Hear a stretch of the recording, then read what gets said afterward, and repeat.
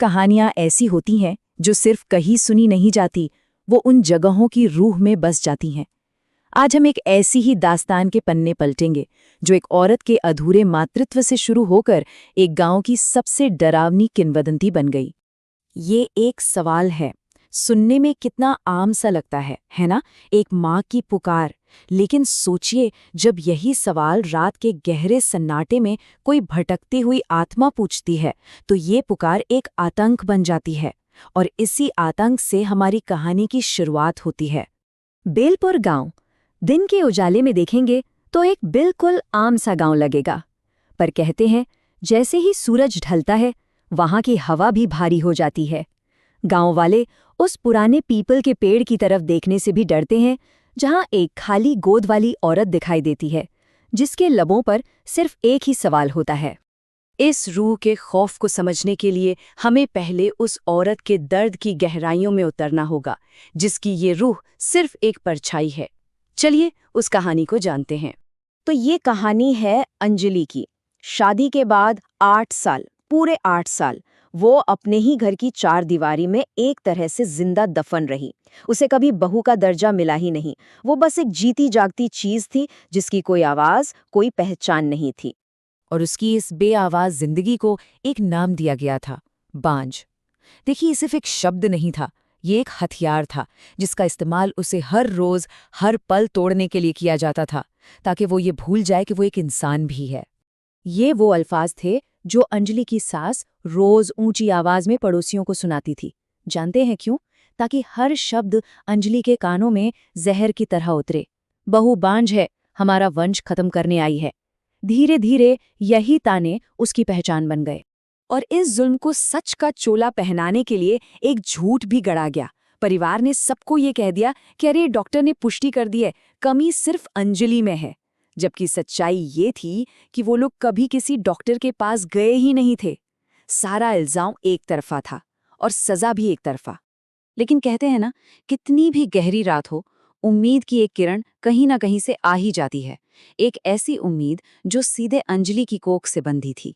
शादी के 8 साल गुजर चुके थे, और इनमें से पिछले 5 साल तो आप समझिए नर्क से भी बदतर थे। अंजलि ने हर जुल्म, हर ताना इसलिए चुपचाप सहा क्योंकि उसके दिल में एक छोटी सी आस थी कि एक दिन उसकी गोद भर जाएगी और शायद तब सब कुछ ठीक हो जाएगा। और फिर वो दिन आ ही गया। डॉक्टर की आवाज उसके कानों में पड़ी, आप माँ बनने वाली हैं। उस दिन कई सालों बाद अंजलि के होठों पर एक सच्ची मुस्कान आई थी। उसने अकेले में आईने के सामने अपने पेट पर हाथ रखकर महसूस किया, मेरे अंदर कोई है। पर उसकी ये खुशी चंद लम्हों की भी नहीं थी। घर पर जब उसने ये खबर सुनाई तो उसे बधाई नहीं, एक फरमान मिला।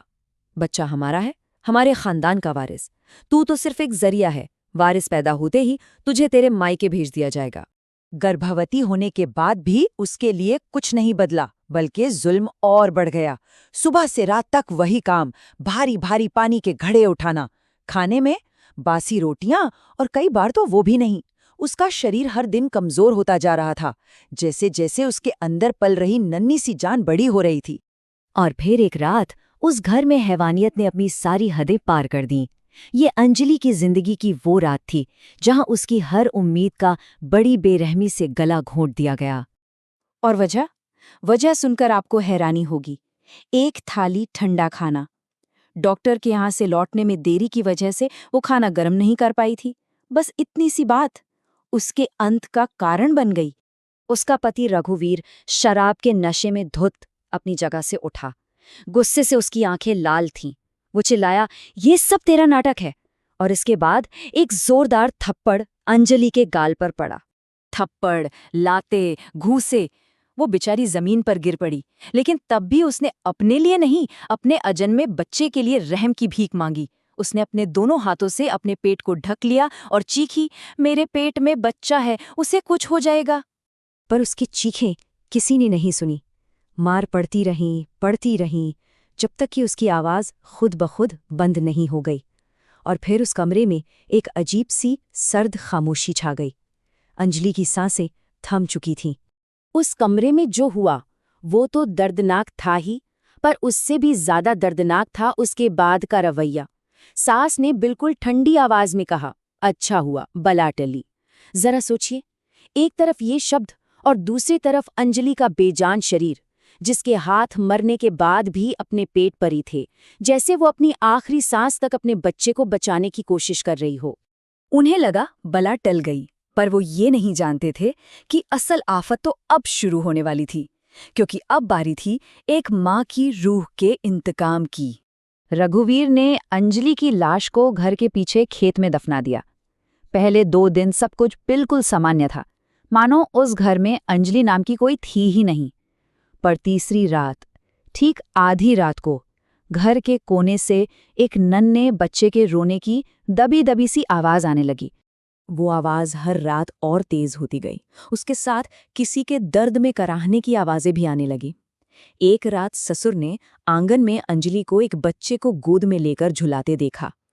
डर के मारे तीनों एक ही कमरे में दरवाजा बंद करके सोने लगे। लेकिन एक रात बंद दरवाजे के नीचे से एक बर्फीली हवा अंदर आई और तीनों का दम घुट गया। सुबह तीनों की लाशें मिली। उस परिवार का तो अंत हो गया, लेकिन कहानी का नहीं। अंजलि की जो निजी त्रासदी थी, अब वो पूरे गांव के लिए एक कभी न खत्म होने वाली किंवदंती बन चुकी थी। अधूरी ममता की एक खौफनाक दास्तान। गांव में अंजलि की रूह का डर ऐसा फैला कि तांत्रिक हरिदास बाबा को बुलाया गया। उन्होंने बताया कि ये अंजलि की अतृप्त आत्मा है और एक गर्भवती आत्मा को शांति तभी मिलती है जब उसे वो दिया जाए जो उसके लिए सबसे कीमती था। खेत की मिट्टी खोदी गई और माँ और बच्चे दोनों का एक साथ अंतिम संस्कार किया गया। सारे विधि विधान पूरे किए गए, लेकिन गांव वाले कहते हैं कि आज भी अमावस की रात में जब कोई उस खेत के पास से गुजरता है तो हवा अचानक ठंडी हो जाती है और उस सन्नाटे में एक साया उभरता है, जिसकी आंखों में सदियों की अधूरी ममता है और लबों पर वही एक सवाल, मेरा बच्चा कहाँ है? इंतकाम शायद पूरा हो गया, पर एक माँ की तलाश शायद कभी खत्म नहीं होती।